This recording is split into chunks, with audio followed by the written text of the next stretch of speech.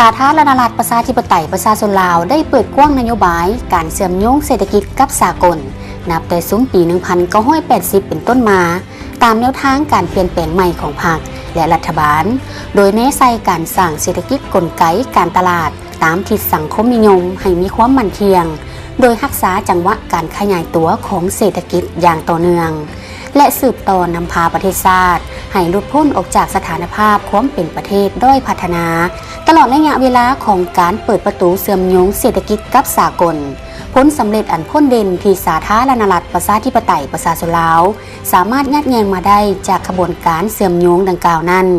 แม้นการเข้าร่วมเป็นสมาชิกอาเซียนในปี 1997 และองค์การการค้าโลกในปี 2013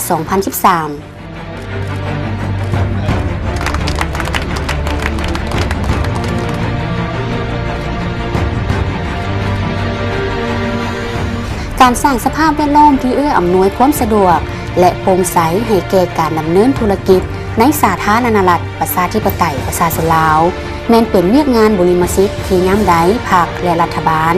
ก็ได้ให้ความสำคัญตลอดมา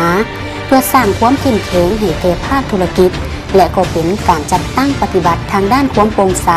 ของสัญญาการค้าสากลย้อนเห็นได้ถึงความสำคัญดังกล่าวทางกระทรวงอุตสาหกรรมและการค้าจึงได้เริ่มพัฒนาศูนย์ข้อมูลข่าวสารทางด้านการค้าการบริการของสปป.ลาวขึ้นนับแต่ปี 2015 และสำเร็จการสร้างตั้งศูนย์ข้อมูลข่าวสารนี้อย่างเป็นทางการในวันที่ 31 สิงหาคม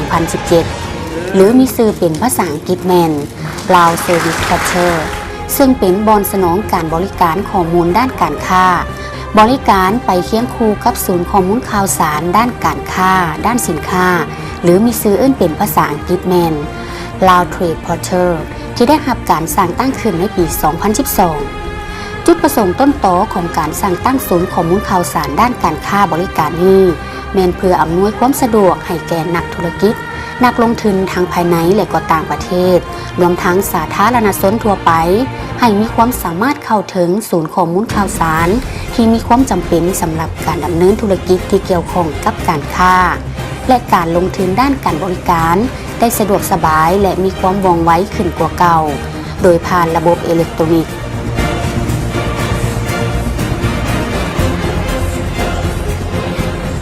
จุดประสงค์หลักๆของการสร้างตั้งศูนย์ข้อมูลข่าวสารด้านการบริการอันนี้และมันเพื่อหิบโฮมเอาสั่งรวมเอาบรรดาข้อมูลต่างๆเนาะจะเป็นกฎหมายกฎระเบียบการต่างๆที่ติดพันนำแขนงการบริการเนาะมาอยู่ในเว็บไซต์อันนี้ตัดบรรดาขั้นข้อเนาะที่เป็นอุปสรรคให้แก่การดำเนินธุรกิจภายในและก็ต่างประเทศของพวกเรานี่แล้วเฮ็ดให้นักลงทุนทั้งภายในและต่างประเทศนี่สามารถมานำใช้บริการเข้าถึงข้อมูลได้อย่างง่ายดายแล้วก็ว่องไวศูนย์ข้อมูลข่าวสารนี้แมนเว็บไซต์สำหรับซอกหาข้อมูลข่าวสารที่เกี่ยวข้องกับการค้าและการลงทุนด้านการบริการในสปป.ลาวโดยมีทั้งภาษาลาวและภาษาอังกฤษเพื่อสนองให้แก่นักลงทุนทั้งภายในและก็ต่างประเทศที่สามารถค้นหาข้อมูลข่าวสารต่างๆในเว็บไซต์ได้อย่างสะดวกสบายภายในข้อมูลข่าวสารดังกล่าวประกอบไปด้วยข้อมูลเกี่ยวกับนิติกรรมมาตรการขั้นตอนแบบฟอร์มข้อผูกพันด้านการค้าข่าวสารและข้อมูลอื่นๆที่เกี่ยวข้องกับทางด้านการค้าการบริการที่ผู้นำใช้เว็บไซต์สามารถเข้าเบิ่งและดาวน์โหลดได้นอกจากนั้นภายในเว็บไซต์ก็มีแบบฟอร์มในการส่งคำคิดคำเห็นหรือคำถามจากผู้สมใช้เว็บไซต์ซึ่งคำคิดเห็นดังกล่าวหรือคำถามได้รับนั้นก็จะถูกส่งต่อไปยังองค์การจัดตั้งที่เกี่ยวข้องตามจุดประสานงานต่างๆเพื่อสนองคำตอบไปยังผู้สอบถาม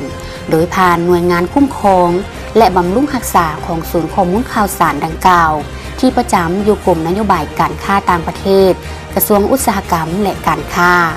โดยการลงทะเบียนเป็นสมาชิกในเว็บไซต์ของพวกเราทานได้รับการบริการเพิ่มเติมเป็นต้นแมนการอัปเดตข้อมูลใหม่ๆเกี่ยวกับหัวข้อที่ท่านเลือกและข่าวสารเพิ่มเติมอีกหลากหลายท่านสามารถกดที่นี่เพื่อสมัครเป็นสมาชิก และสามารถกดเบิ่งข้อมูลเพิ่มเติมเกี่ยวกับวิธีการนำใช้ศูนย์ข้อมูลข่าวสารทางด้านการค้าการบริการของพวกเราได้ในปึ้มคู่มือการใช้ศูนย์ข้อมูลข่าวสารทางด้านการค้าการบริการหรือเข้าเยี่ยมชมได้ที่เว็บไซต์ www.laoserviceportal.gov.la นี่แมนรูปแบบใหม่ของการสนองข้อมูลข่าวสารทางด้านการค้าการบริการที่สะดวกสบายกระทัดรัดว่องไวและแทบเหมาะกับสภาพการเปลี่ยนแปลงใหม่ในสังคมปัจจุบันนี้พวกเราพร้อมแล้วที่จะสนองการบริการเพื่ออำนวยความสะดวกให้แก่ทุกท่านและหวังว่าพวกเราจะได้มีโอกาสเป็นส่วนหนึ่งของความสำเร็จในการดำเนินธุรกิจของท่าน